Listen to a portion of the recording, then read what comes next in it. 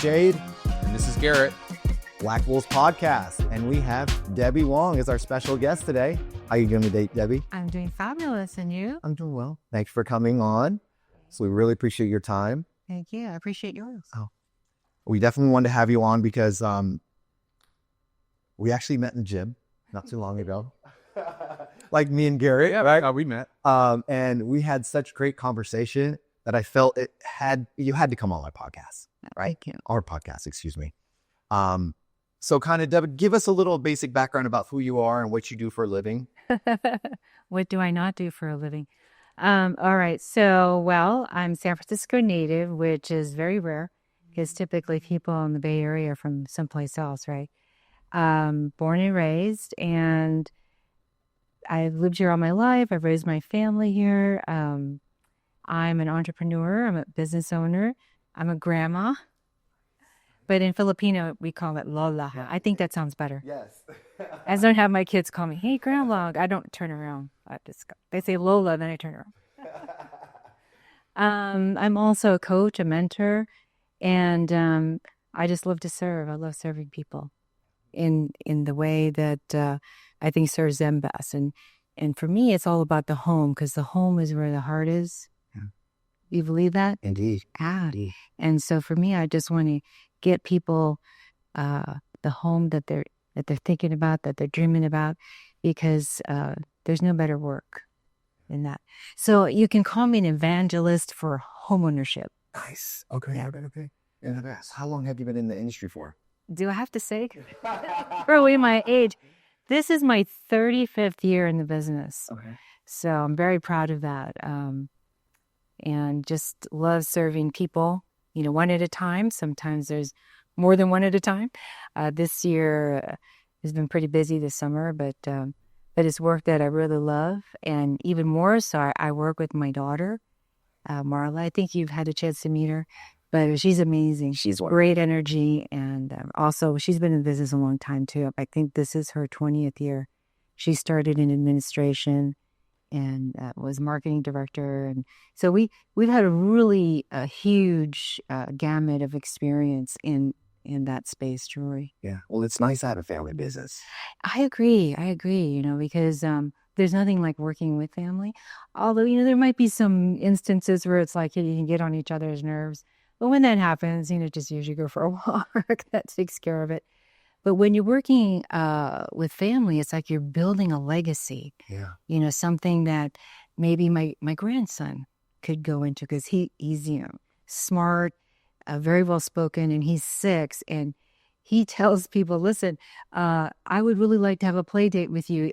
Check out my mom. She has my business card. So it's He sounds like a future sales guy. Yeah. A future CEO, right? Truly, truly. But when you have a family business, you're creating a legacy of something that you can leave behind, that the next set of kids or generation can pick up and develop and run with, and make it bigger, expand it, or not. But that's the beautiful thing about this type of business, is that it all depends on what you want to create. What do you wish for? What do you dream about? Where do you want to take it? And anything's possible. Yeah, I agree. Yeah, it's definitely been a theme amongst a lot of our people who come on the podcast and talk with us. And we just did an interview with somebody who was that was one of his takeaways, in general, is like, figure out what you want in your life. Yeah. Right. Kind of maybe let go of how it always comes to fruition, or the timelines that happens. But really it starts with this idea of like, what do you want in life? Whether it be a legacy, or do you want, what kind of life do you want for yourself? And then kind of put that in motion. Yeah. Yeah. And I think you've been pretty successful in doing that for yourself. Well, I think I've been very lucky, truly, blessed for sure. But I was really fortunate when I was young in high school. I met this wild artist guy. What was his name? Mr. Akamichi. He had an afro out to here, a little Japanese guy. And he took us to this really strange, I don't know if you'd call it like a meeting or a seminar, if you will. And it was all about self-esteem. maybe I think it was called S. This is the 70s. Oh God, just gave away my age. But at any rate, what it was all about was that you have the power to be what you want if you can believe in yourself. And so if you can, it's kind of like Disney, like if you can dream it, you can do it. It's same premise.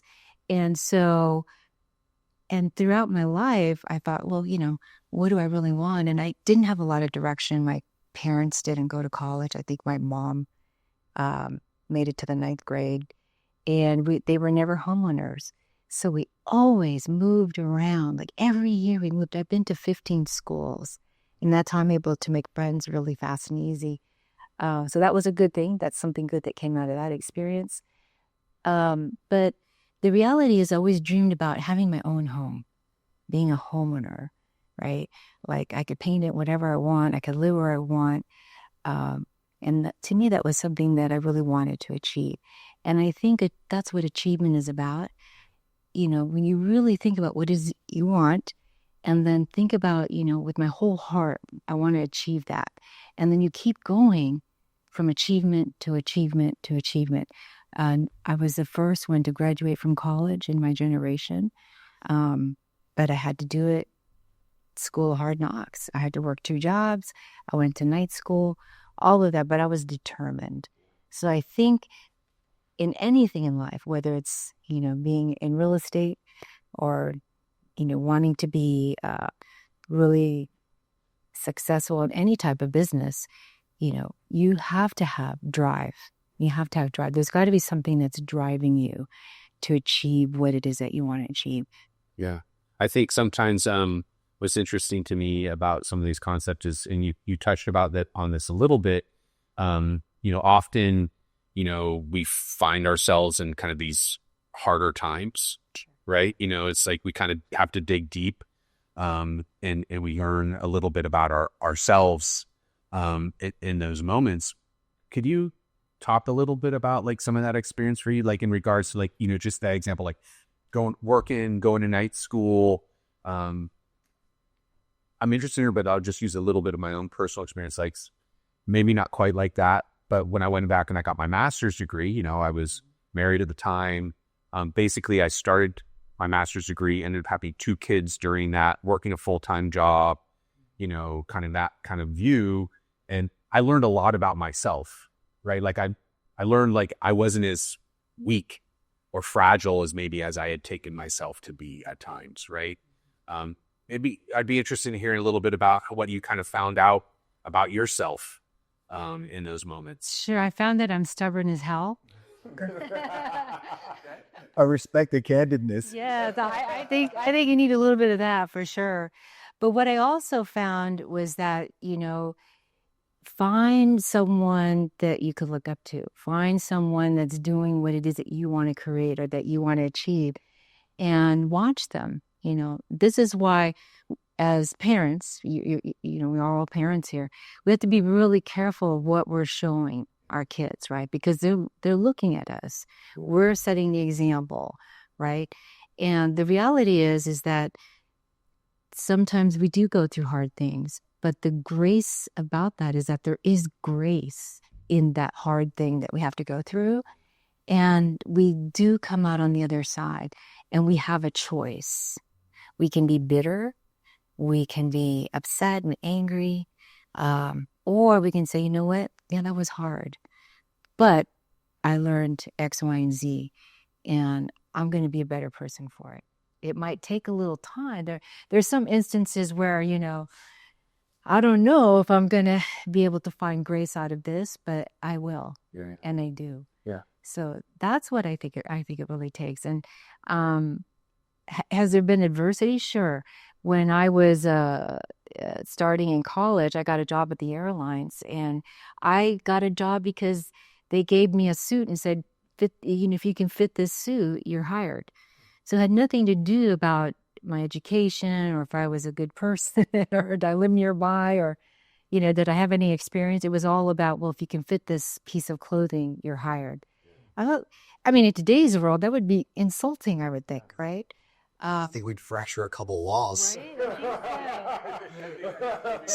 That would be some use. Right. But back in the day, there was a lot of things that, women had to put up with. And I am old enough now to see where there's a lot of opportunity, a lot of opportunity. And yeah, sometimes do you run into, do we run into that? Sure. Do we run into people who dismiss us or, are misogynistic? Sure. But you know what? It's all right because I'm going to get and extract what I need to get where I need to go, no matter what.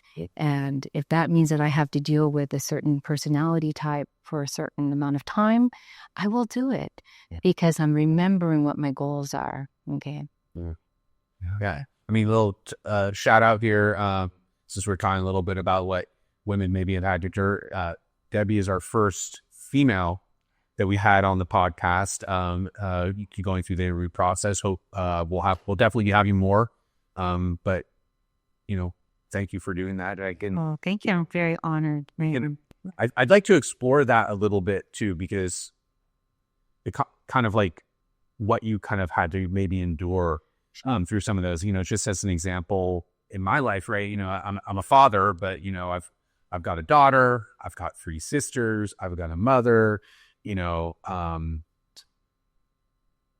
Very mindful that they have a different experience in life than I do. Yeah. I would hope that it's not quite as segregated in that ways that maybe a generation ago grew up with, like my mother's generation, and kind of, can you fit in the suit? You got a job. Do you feel like that kind of glass ceiling was always in place for you, or are you, it sounds like you're stubborn enough that you're kind of like, oh, I'm just going to break through that thing. Yeah, I do travel with tools, so I do have my own tools. Yeah, so do I bring a hammer with me? All the time? Yes. Yes. I think it's really, again, when we talk about having a choice, we all get choices. We can choose to be victim, or we can choose to be the victor. Sometimes you got to go through the feelings of the victim and come out on the other side and go, you know what? That's okay. I'm better for this now. I'm going to know, maybe I'll see some warning signs a little bit earlier, that kind of thing. I'm also a certified coach, by the way, which it's the most beautiful type of learning that I have so enjoyed. And I think I missed my calling as a therapist, but in real estate, often you are a therapist. I've worked with people that are grieving, that lost their mother, their parents, or they inherited a house. Like, what do I do with all this stuff? I've worked with people that are divorcing, which is probably hard, one of the hardest things that you can go through. I've worked with people that are downsizing, my favorite though is people that are buying their first home. That's my favorite because it's such a joyous kind of situation, but it's also very nerve-wracking, and it's really great to be able to help guide people through all of this myriad of feelings and emotions and insecurities about themselves, maybe about their relationship, or maybe even about their finances. Usually it's about the finances. Like, can I afford this? I'm like, oh, let's go over it one more time. Yeah. So in my humble opinion, helping people create a sense of home so that they can have an anchor, a really big anchor in their lives, in the trajectory of which they want their lives to go in, I think is a very honorable type of work, which I love. Well, it sounds like you've helped multiple people find homes. Yeah. Is there any specific time that you can think of when you helped somebody that changed you? Every one of them changes me. I grow with them, for sure. I had a situation where one of the persons was just not very nice, to put it in a very mild way. But after really trying to understand, what was driving this behavior, then I came to understand that this person is just grieving. So then I just sort of leaned into how I work with people that are having those types of feelings, and it turned out very nicely at the end. Yeah, it turned out really nice at the end. Yeah. It's interesting that you kind of there's the emotion that people exhibit, and it's not always the emotion that they're experiencing, Yes. right? Yes. And it sounds like maybe you have a knack for that. You said, hey, maybe I should have been a therapist, or now I'm a coach and stuff like that. And one of our first, or maybe our first interview that we did with somebody, Jonathan talked a little bit about, and then something we've tried to fold in. It's like, who are you? Like really deep down, like who are you? And does this kind of align with who you are? And it sounds a lot like what you do aligns very well with like who you are. Oh, I'm a mother. Yeah. That's who I am. Yeah. I am definitely a mother. Yeah. So, and that's just your kind of nature when you're helping people by out here. Let me help you through this. Let me support you. Let me be there emotionally. I can do all those things and play that role. And Well, I also think too, having some experience in advanced communication is really helpful, for sure, for certain, both verbally and also written. I think how we communicate with others is critical, because you are trying to understand how you can best serve, and then you're trying to understand and prepare, if you will, prepare them for what's coming, right? For all of the different things that can happen. And then also, you're also trying to be there to really set them up. So, in any kind of sales, okay, this is where sales is also important too, is you have to be able to read and lead people.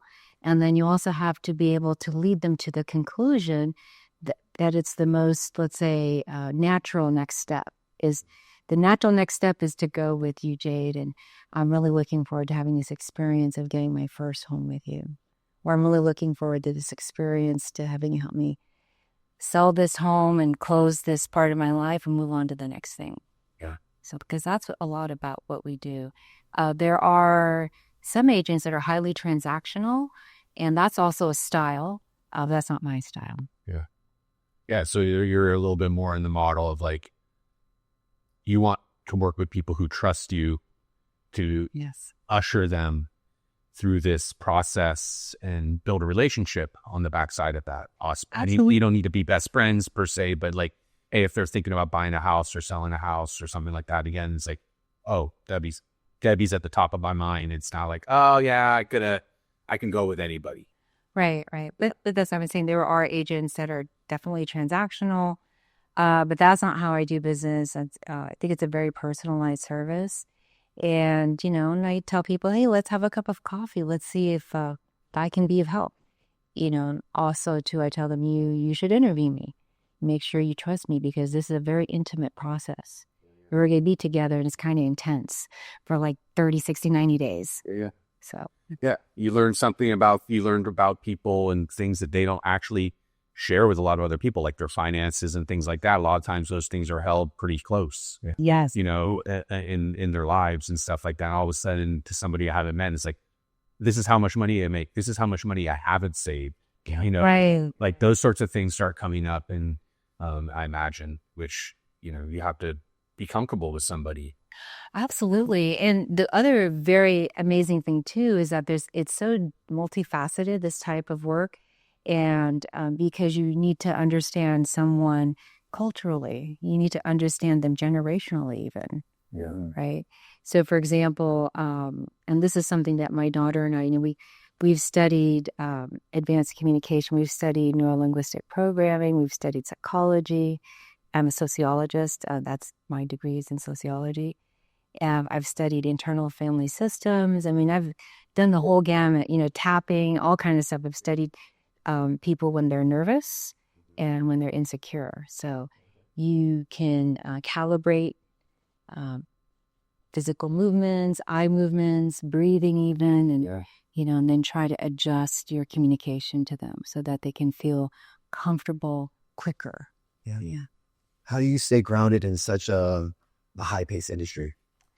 I think that's a really great question. I think if you don't have this kind of training, I think you start looking for it, because and I've seen people make a lot of money really fast, and then they start living large, and they start drinking and doing drugs and questionable behaviors. So I think I've seen it all, truly, truly. Not that I've done all of those things, but I think you have to have a really strong faith. And for me, my family always comes first.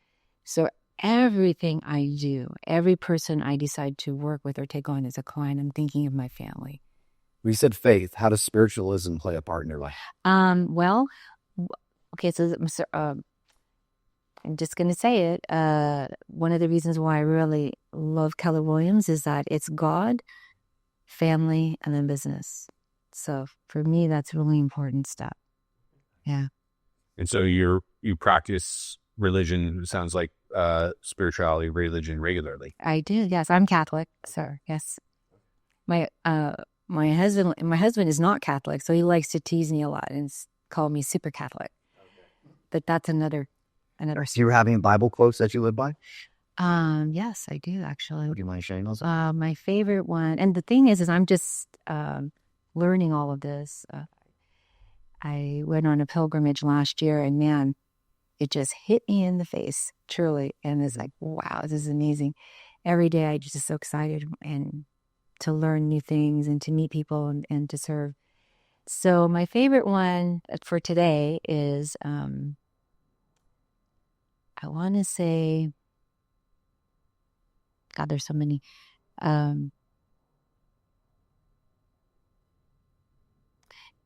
God has done so many great things for me, and holy is his name.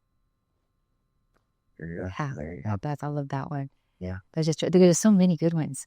And so for me, I just tell people, listen, and I've met a lot of people that have gone away from the faith and all that kind of stuff. And I tell them, listen, it's never too late. You're never too old. My youngest son, who is autistic, we did catechism together. We got confirmed. And so he's learning a lot too. And he's like, wow, this is literally a lot. I go, I know, son, it is a lot. It's a lot for me too.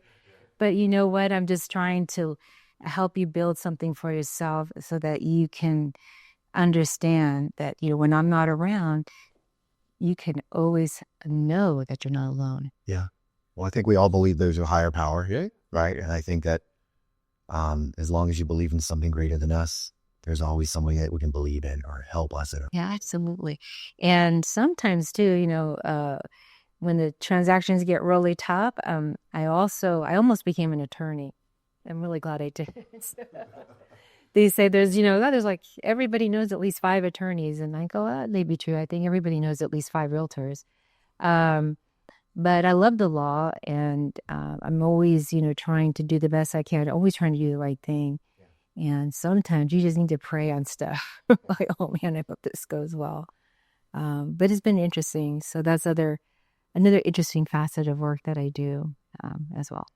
Mm-hmm. So it sounds like maybe do you grow up with that as a Catholic, or is this something you've grown into as an adult, or sounds like maybe you came back to?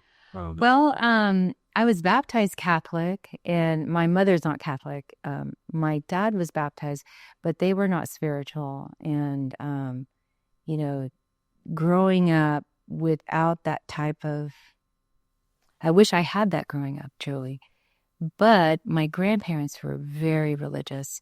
And so whenever I would spend summers in Pacifica with them, their house that they bought after the Korean War is still there on Manor Drive. And so I spent all my summers there as a kid, and we would go to church, and so I was always curious, truly. And, but I was always looking for something too, like always looking for something more, I think. And then, when you're in college, you try different things, you try yoga and all that nice stuff. And then, not that I'm saying anything bad about that kind of thing, but for me, my aunt and uncle, they do these pilgrimages every year for 15 years. And they would go to Medjugorje, which is a very holy place. And they're, oh, come on. I'm like thinking, no, I'm thinking, oh, they're going to be praying every day or going to church every day. I'm like, oh, no, I'm not into that. I'm really busy. And so this last year, she goes, "Oh, come on. This is our last year. We're going to do this. You sold all your companies. What are you doing with yourself? Come on. It'll be really fun. We'll go to Italy and all these really cool places." I'm like, "Okay, so I'll go." So I went without any expectation, truly, except, maybe buy some Italian linen because it's summertime, and, maybe drink those little Aperol spritz. Yeah, drink an Aperol spritz while, on the Riviera or something.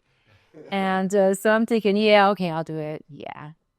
And I went and I was blown away. I was blown away, truly. So I had a huge conversion. And when they came back, I was just like so happy. I'm just so happy every day to wake up. Oh, that's great. Yeah. Yeah. I think often, Well, we went from real estate to Catholicism. I mean, to say, I guess really it's like art. This is what the podcast, I think, for us is that is kind of a long tagline, but we like, It's great though. we speaking greatness into the universe through the human experience. Yes. Right. And so like the reason we have our people on to interview is we feel like they embody. And first of all, I think our premise is that everybody has a greatness story, right? Sure. And I think we often conflate like success with greatness, and they're not the same thing.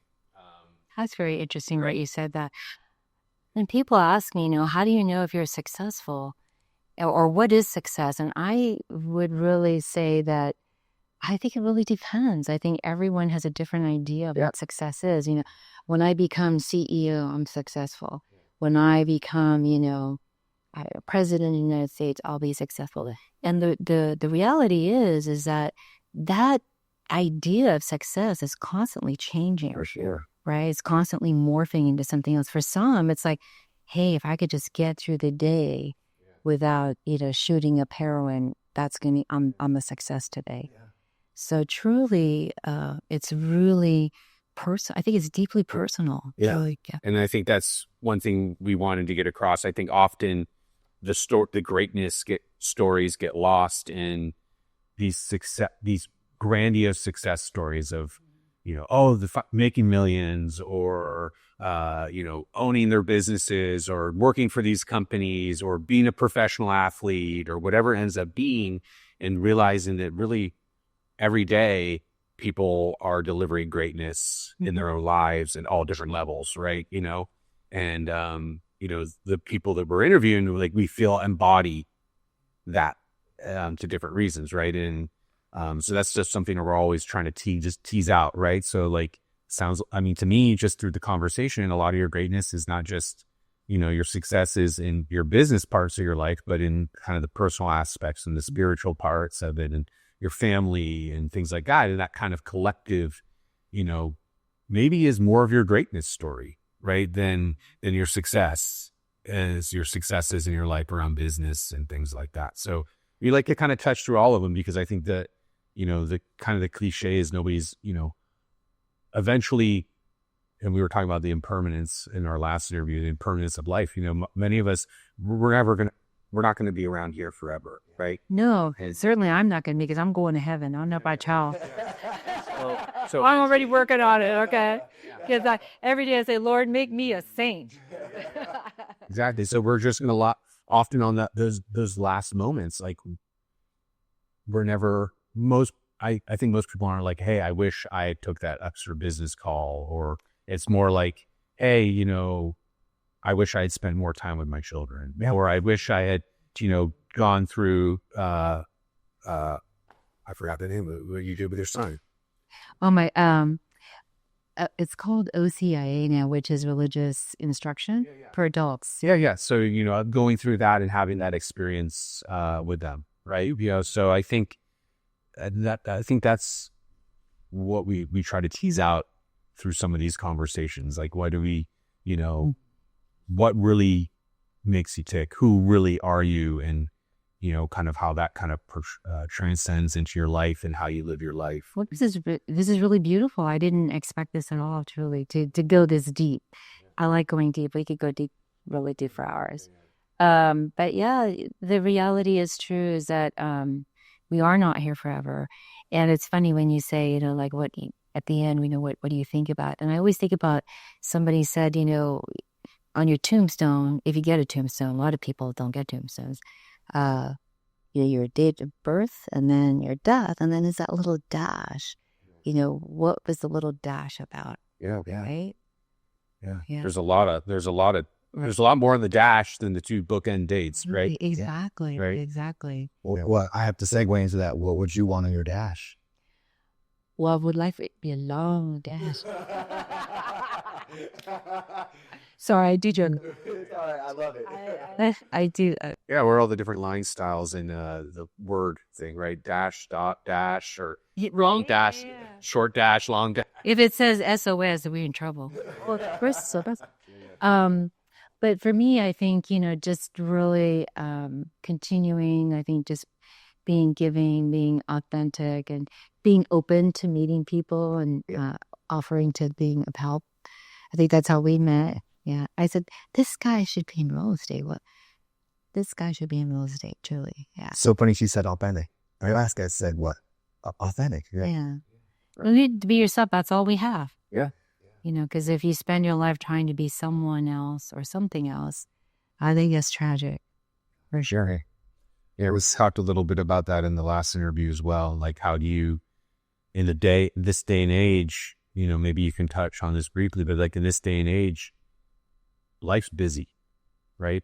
And in different ways. And how do is there things that you do to make sure you continue to listen to yourself? Is there, practice that you participate in? I mean, it can be religious or spiritual, or it can just be like, hey, on daily walks every day, I make sure to evaluate where I am or whatever. Is there something that you do on a regular basis to really know that you're living your more authentic self?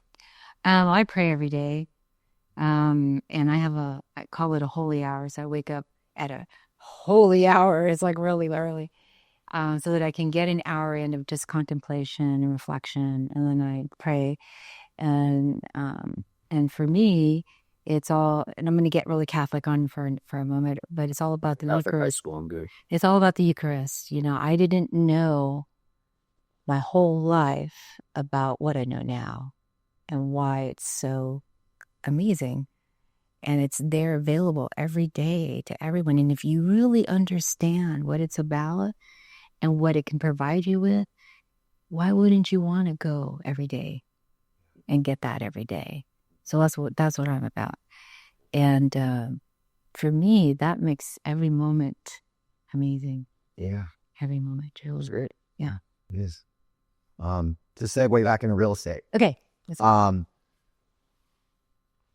Real estate's about trust and ethics, right? Trust, ethics, yes, absolutely. It's also about knowledge and experience. But what I can tell you, even if you're new starting out, is excitement and energy, and just I believe that people, when they're newer to the business, they have an effervescence about them where they're just wanting to help, they're wanting to learn, they're like sponges. They want to know everything like right now. How do I do this? And I'm thinking, okay, well, it took me like 5 years to learn that. How do I explain it to them in like 50 seconds? In a text message. Sure, no problem. And okay, yes, you can do that. This is your first step to go. Let me give you 5 steps. And again, it's really about understanding that we do live a fast-paced life. We have to know so much. There's so much to do. There's so much available. I think this is where we have to be a little discerning. And that's where, having a plan, even like a daily plan, like when you wake up, that's one of the first things I work with when I coach people. Okay, well, let's look at your week. Because you're like, I want to do this. I want to do this work, but I have to go here every day and punch in and out, and I hate it. I'm like, okay, well, let's look at a calendar and let's see, what do you do in your life for the whole week, and let's see half hour by half hour. And for some people that drives them crazy. They're like, I really don't like this exercise because I want it like right now. I go, okay, well, this is what we're going to do. We're going to hurry up and then we're going to slow down because I need you to see, because I'm already knowing what's going to happen. I need them to see where can they fit these activities that they need to do on an ongoing basis to create this new kind of business in the life that they already have. And everything is possible. Okay, but the moment they say, well, this is hard, or you know what, I don't think I can do it. And I'm like, you know what, you're right. You can't do it. Yeah. Because you just told yourself you can't. Yeah. Right. Henry Ford. If you think you can or you think you can't, you're right. Exactly. Right. Yeah. And Yes. I've found in my life a little bit often, and we talk about a little bit at the beginning of this, is often what you're looking for is behind the hard. Right. That doesn't mean that everything in your life has to be difficult. You can't flow in some sort of way, right? It's not, there's always some hill that has to be surmounted. But in general, my experience is some of the things I look back in my life that are really resonate with me are the things that were behind the hard, Sure. right? That were difficult to do, that took the effort, took the discipline. There was an element of resistance, that was pushing you against achieving that or moving that direction. So that's something that's always resonated. So it sounds like it's something that it's somewhat real for you, or I really think so. I think the reality is that, depending on what it is that you want to achieve, let's say you want to make $1 million, you can do it. You can absolutely make $1 million. But you have to think about, okay, is it going to be net? Or is it going to be after taxes or before taxes? Is it going to be gross? Yeah. Okay, wonderful. Now let's break it down. Let's break it down to all the different steps that you need to take in order to get to the $1 million.